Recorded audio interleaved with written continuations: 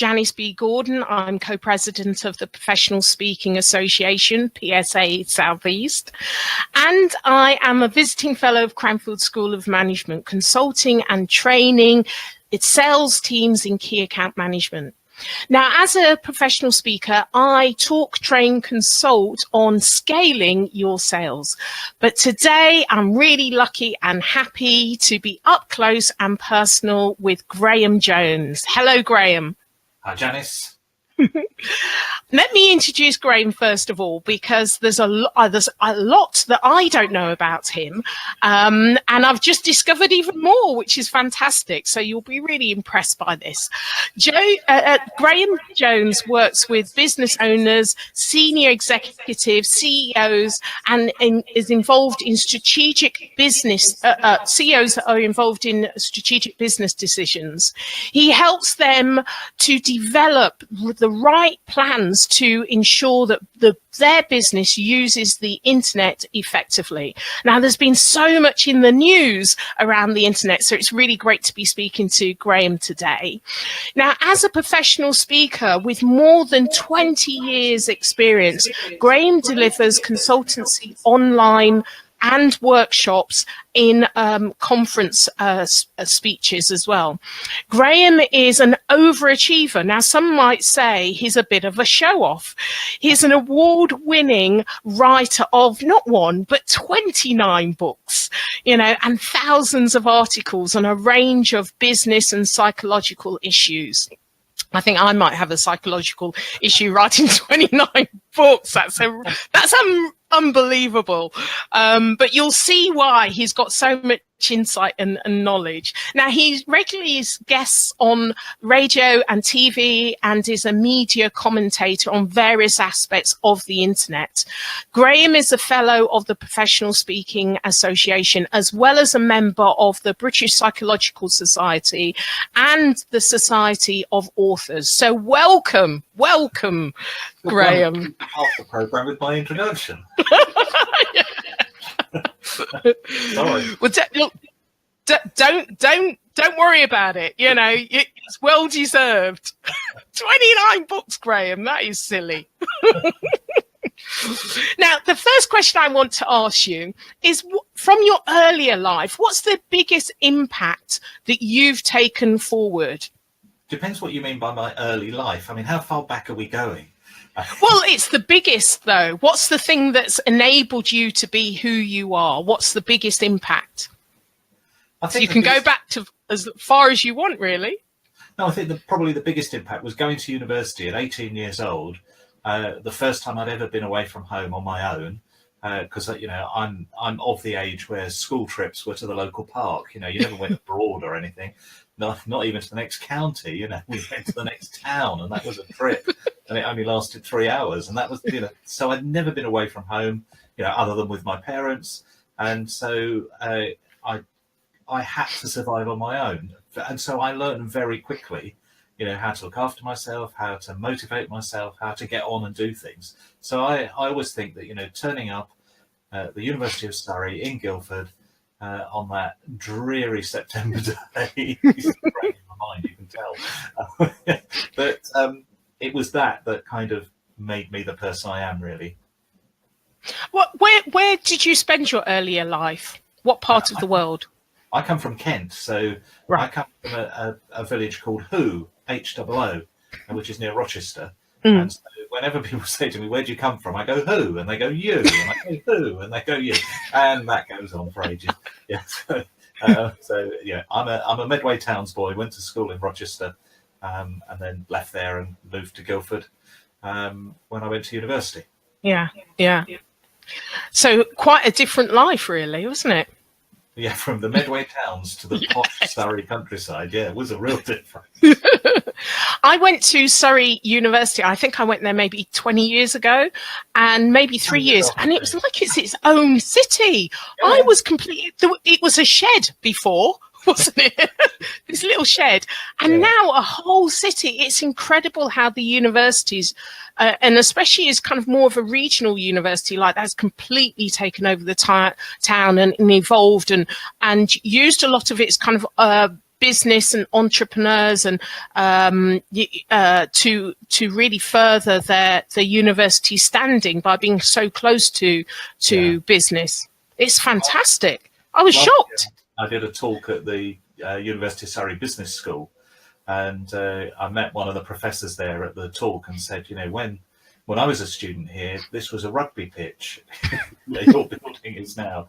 And I said, how many students have you got? He said, oh, I don't know how many are at the university. He said, but the business school, you know, between all the kind of part-time and postgraduate and students is approaching 10,000. Wow. And I went, blimey, when I was a student, there were only about 4,000 at the entire university. So, that's incredible. So it's certainly grown. Yeah, certainly has. Yeah. Now, in a room of speakers, there's always secrets.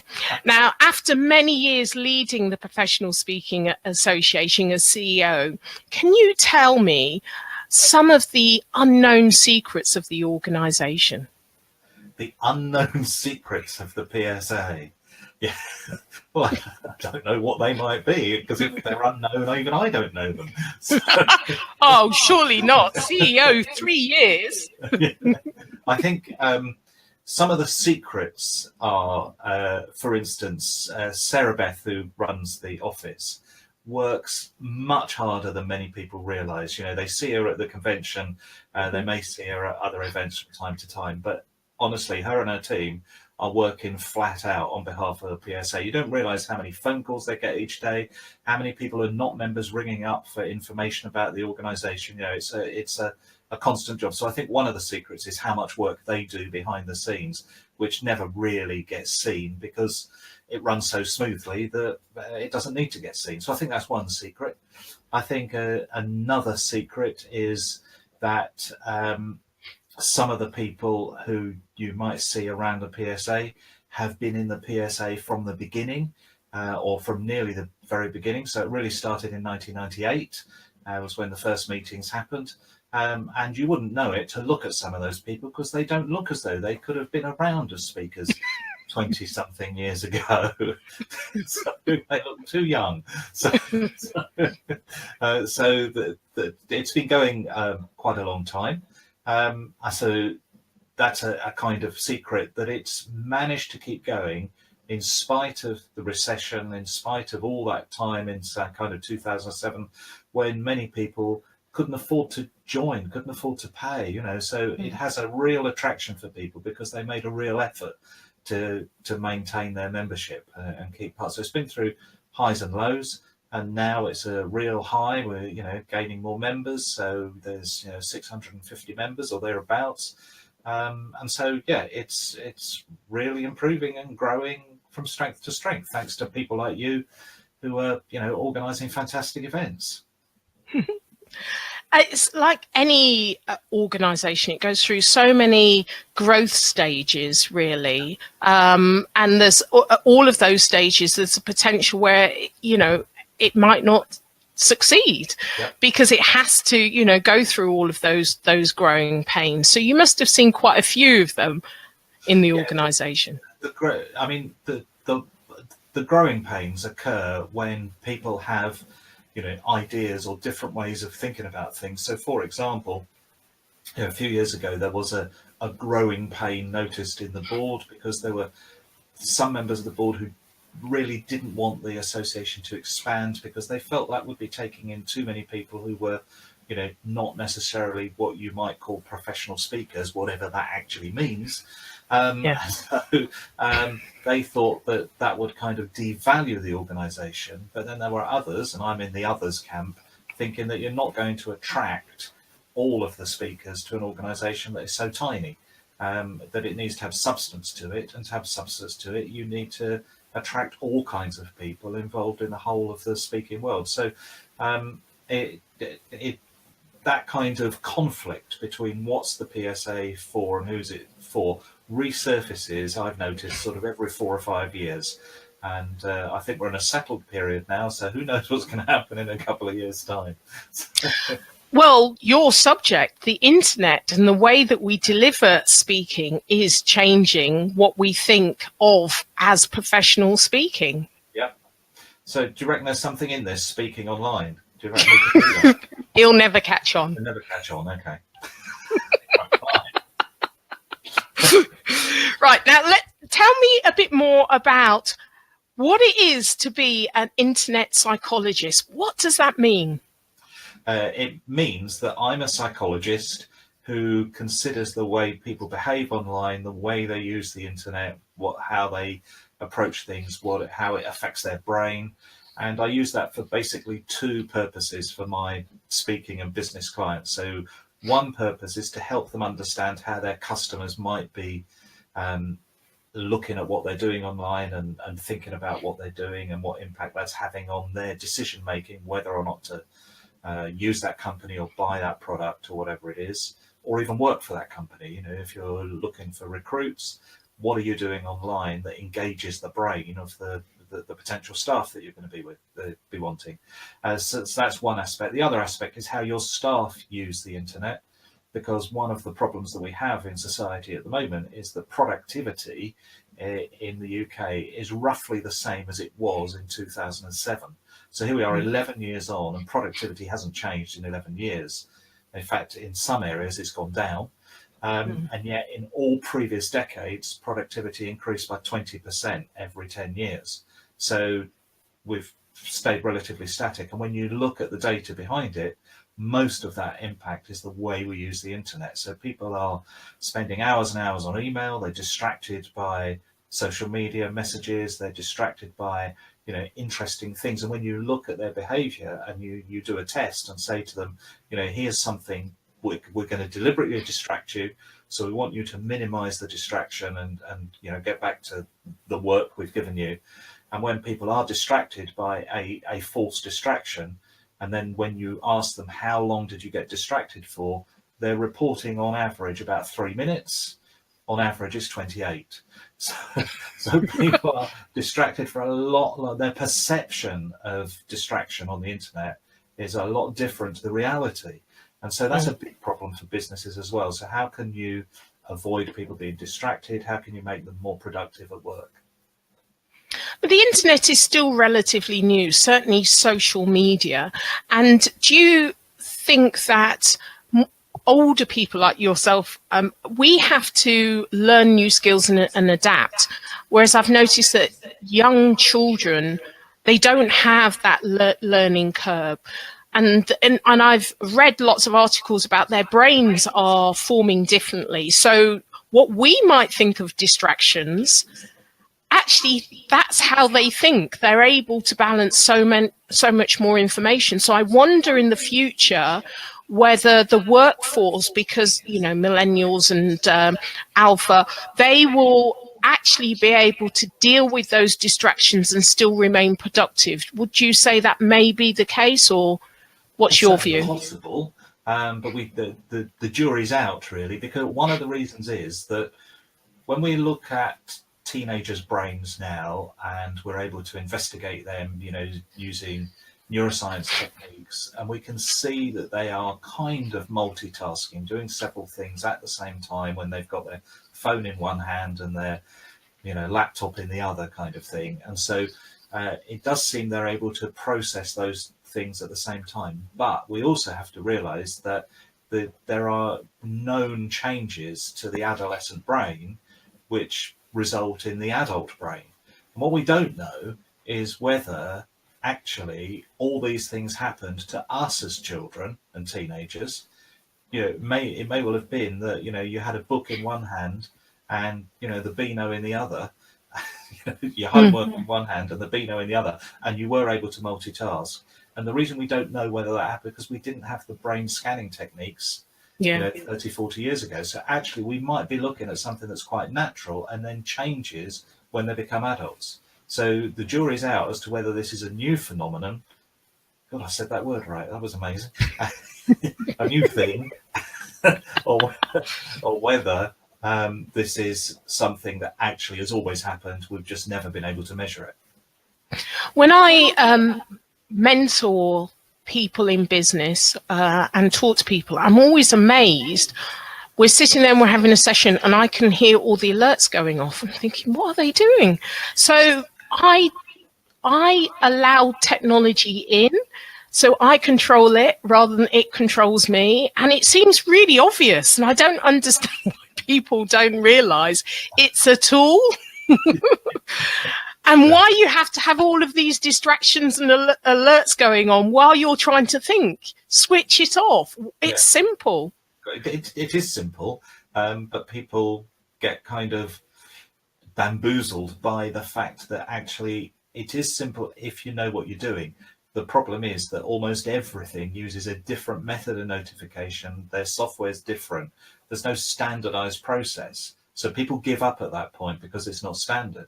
And whereas, for example, if you wanted not to be distracted by the post coming through your letterbox every day, you'd probably think and go, okay, I'm going to get one of those boxes on the outside of the house. And so, you know, the post person can put the stuff in there and I'm not going to be disturbed at home, and I'll collect the post when I want, or I'll get a PO box number and I'll drive off to the post office to collect my own post. So you would manage that distraction because that's a standardized way of doing something. Whereas with every different piece of software having different ways, people give up because it's too complicated. So they then hopefully with user experience that will change. It should, yeah. And also, you know, sensible software companies are beginning to realize that actually, I know a lot of mobile phones now are, you know, every notification comes through the same system. So actually it is changing, but it's taken an awful long time. Mm-hmm. Now, as being a psychologist specializing in the internet for the last 20 years, I've heard you talk about the human angle. What do you mean by that? When you look at the internet, you're looking at it from the human angle. Well, what I mean by that is when companies ask about the internet and they say they want to develop something new or they want to sell a product or a service, usually the first place they go to is a web design company or a web development company. And the result of that is their brain is immediately into the technology.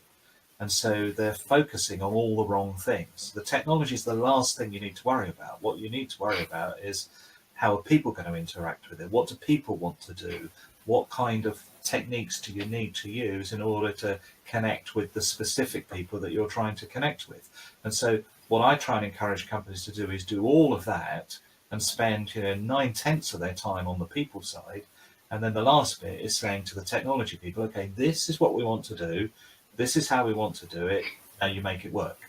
Whereas what often happens is you go to a web developer, they come along and they say, here's a template, here's a system. Now you try and squeeze everything that you want to do into this pre-made system. It doesn't work. Yeah, that reminds me of Einstein. If I had a problem, I'd spend, you know, 99% of the time looking at the problem and only 1% solving it. Yeah. Quite, yeah.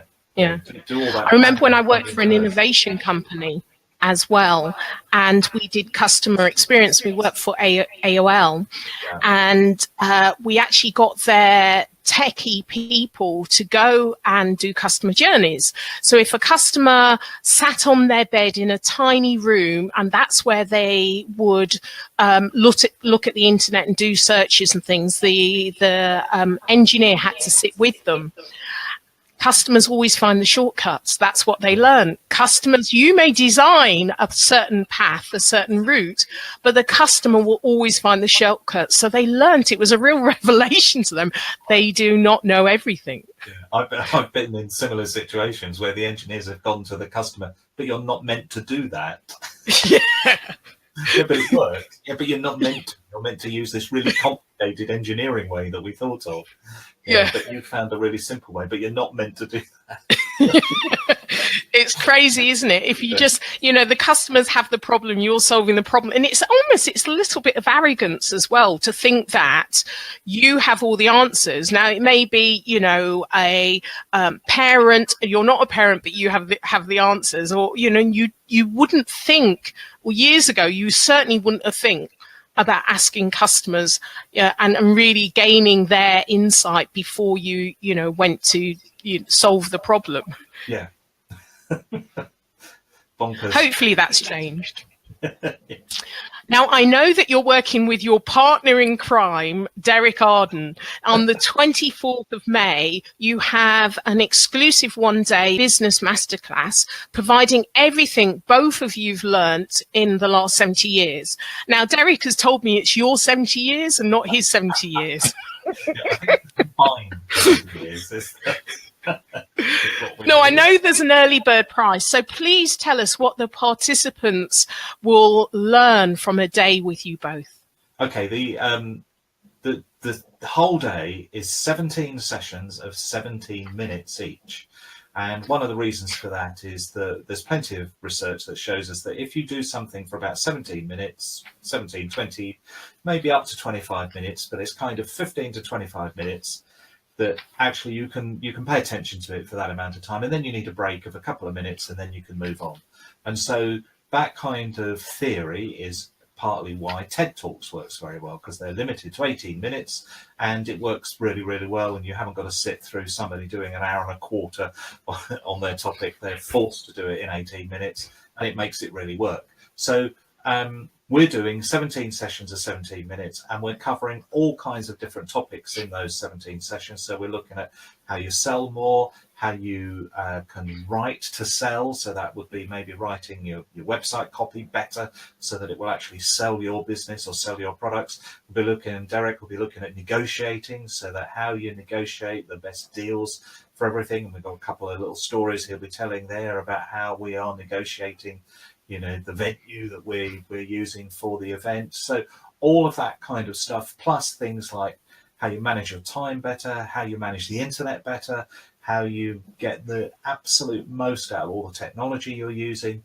as well as how you have got the time to spend on yourself and relax. One of the big problems with many people running businesses is that they spend all their time on the business and not enough time on themselves. And so, but they need to manage their time so they've got time for themselves. So we've learned all that through our years in business and how to do it. And we're just giving away our secrets. And if you don't get 17 secrets, at least out of 17 sessions, then either we've done something wrong or you weren't concentrating and you missed a note.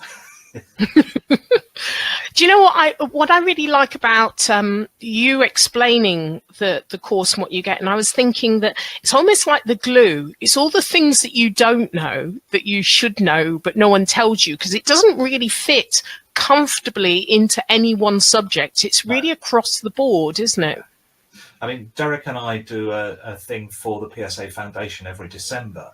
So at the convention in October, we auction places at this day, and all that is me and Derek talking about what we've learned as speakers. So rather than all this other stuff, we're talking about the specific stuff that we've learned over the years as speakers, and people come on that. And you know, Derek and I don't get any money for it because we're doing it for the PSA Foundation. But everybody who comes on it says, yeah, this is, you know, fantastic and worth so much more because of the value they get from just listening to our experience over the day. And again, we break that day up into loads of small sessions, and you know, they ask lots of questions. It's highly interactive. And so we thought, well, that day works really well for people. We're doing that for several years now. Why don't we do a day on the general business things that would apply across the board, not just for speakers? Excellent, excellent. I know some people that have gone to the December course, and you're absolutely right. They say it's absolutely fantastic.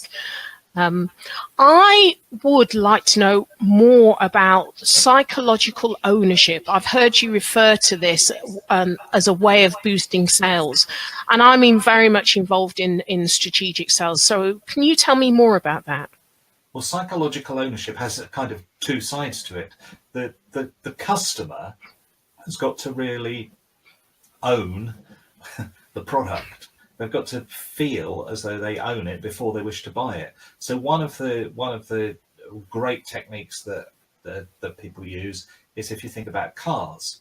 So you go to buy a car, well, they're going to make you sit in it. They're not going to stand you outside the car and make you look at it. They want you to sit in it, because if you sit in that car, you feel much more attached to it. And now what they do is they say, well, take it for a test drive. Well, taking it for a test drive for half an hour with the salesperson in the passenger seat and those funny little red and white number plates, well, that's not really that interesting. It does make you feel more connected to the car. So what do they do now? They say, have the car for the weekend, sir, madam. Yeah. And you take the car away and you've spent the weekend with it. You've got the family going out for it. And guess what? You feel as though you own that car. It's not yours, but you are so attached to that car now that it's almost impossible not to buy it. So you can see psychological ownership happening in many other things. Trial accounts on the internet. So you sign up for a service and it says you can use this service completely free of charge for the next 30 days and you get the full version. So this isn't that kind of freemium model where you get a low level thing for nothing forever, and if you want the next level you have to pay. Well, people don't like paying because they've not experienced that next level, and so they're much less likely to pay. So what you do is you give them the whole thing, and then they feel as though they own it, and so they're much more prepared to pay. And also that taps into the other aspect of this, which is the psychology of loss. We are much more worried about losing things than we are with gaining things. So if you've got something and you've got the full online version for 30 days, and then you look at the pricing, you go, well, I can't afford that full online version. So I'll go back to the free version. But then you look at the free version and you go, oh dear, I'm losing all these things. So you don't lose all those things. So what do? You go, okay, well, I can lose that one thing, so I'll buy the middle version. Whereas if you'd started with the free version, you wouldn't necessarily buy the middle version because you'd go, well, is it worth that $29 a month just to get that? So the psychology of gain is not what we focus on, it's the psychology of loss. And so that's what happens with this ownership concept. If people are owning that car for the weekend, they don't want it taken away from them, so they buy it. Some house builders are doing the same now. So they're saying, they build houses and then they will let you have them for a week. So you go and live in this house, this new build house that you're thinking of buying, and you live there for a week. It's all kitted out like a show home, and they've got cleaners who come in and look after it, and you live there for a week. Now, it's really difficult not to buy it at that point. True. It's a really interesting concept, especially you can see it online because we experience it online. But if you have a service that you're delivering, really having to think about how can I get the customer to try it before they buy it to really kind of gain ownership. It's quite an interesting thought because I was sitting there thinking, what more can I do to get my customers to actually experience it? Yeah, well, you could do, so if it's consultancy, you could say, I'll work for you for, 2 weeks or whatever, and providing that consultancy. And then at that point, they've got to continue paying you the full rate because they've already experienced it. So you put, your heart and soul into everything for those 2 weeks. If you're running workshops and they've got, 100 sales staff and you do 6, so you do, 3 or 4 sessions free of charge, they're now going to have to buy for the other, 90 salespeople or 80 salespeople on their team because they've already experienced it. So this sounds like doing things for free, but it isn't. It's providing the service as part of, an overall package. So you've said, the package is 12 months, but you'll deliver the first 30 days without any charge. And so that way they're already into it. And so they're effectively getting 13 months for the price of 12. Yeah, I see. Excellent. Okay, I was going to ask you a question about Witherspoons, and then when I went onto your site, I realised you've written a really great article about all of that. So I'm sure that's one that must be one tactic to actually get the media approaching you, because you're on the ball talking about a topical subject, so they're looking for experts. So I wanted to flag that up. So well done for that. So the question, and for those people that want to read the article, go to grahamjones.co.uk, and it was written yesterday. It's brilliant. But the question I wanted to ask you around Witherspoons that has decided to withdraw from all of their social media accounts, they say they're looking at the concerns of misuse of personal data and the addictive nature of social media, which you spoke about at the top of this. But what I would like to ask you is thinking of smaller brands, because I can see how other larger brands might follow suit, but smaller brands are, SMEs. What do you recommend for them to also review their social media cost-benefit analysis? Yeah, everybody should. And far too many people do social media because everybody else they know does it.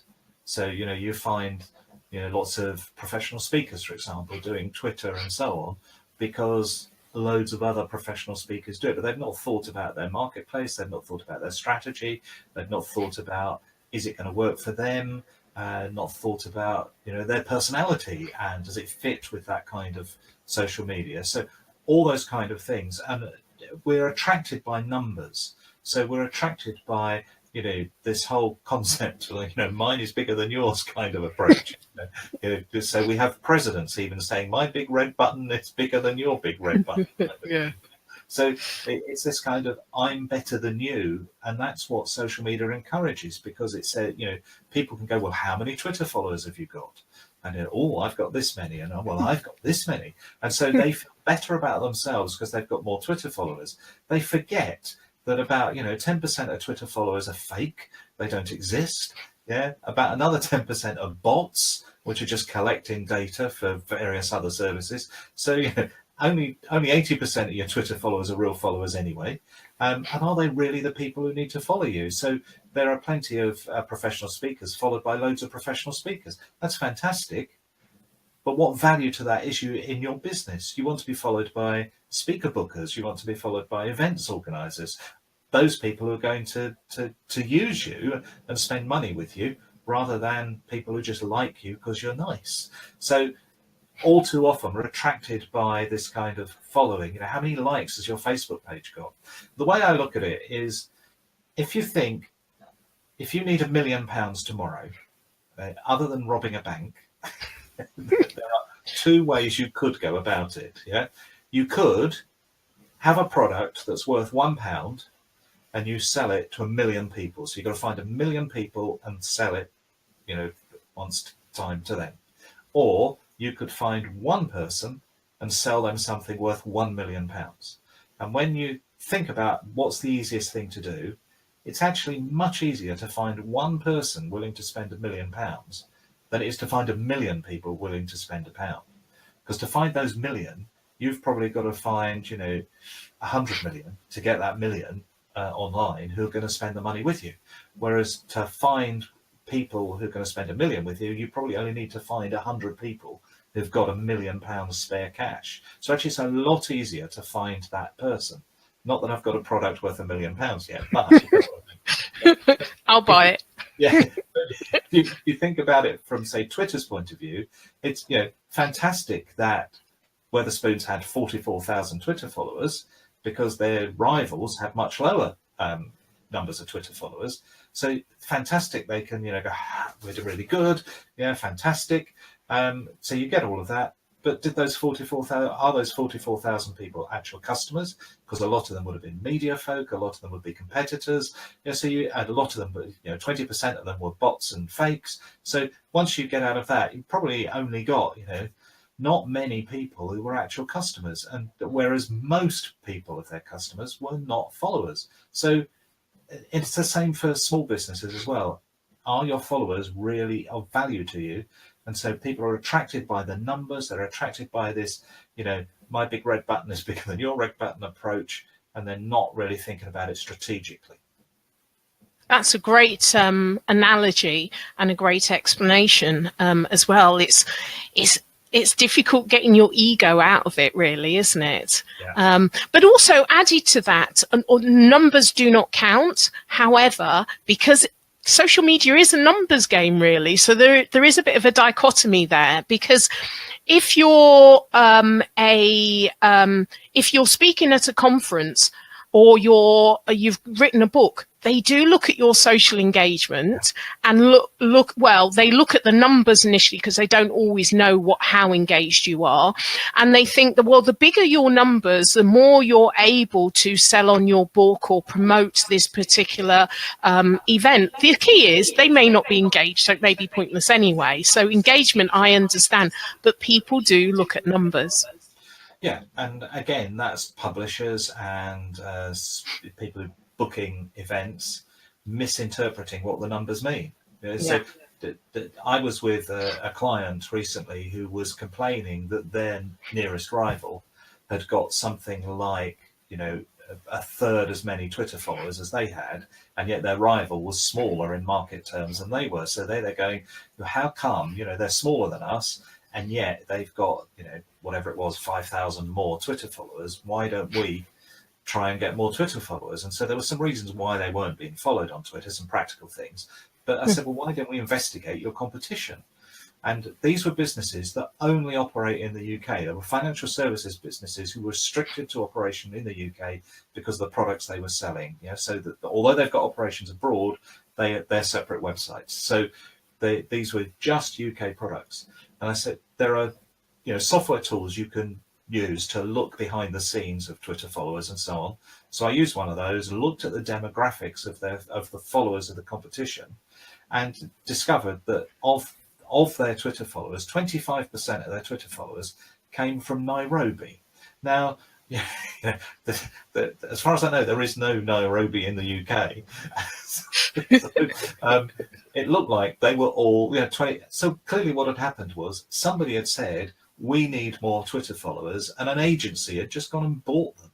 And you can say, if you want to, impress a book publisher and say, here I am on Twitter, you can go and buy 100,000 Twitter followers tomorrow. And they go, all good. You've got total lack of strategic thought by the publishing sector, total lack of, they're just influenced by the numbers. Yeah. But now we know better. Right. Okay. Let me ask you, if you were on a desert island on your own, what's the one thing you would take with you?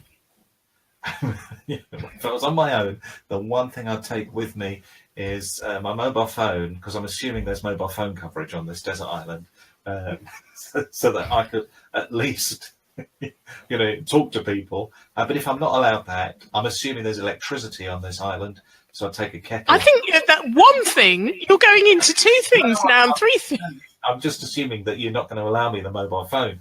So I'd take a kettle. You can have the mobile phone, but you might have to create your own solar electricity. Oh, right. No, I can't do that. No, that's far too complicated.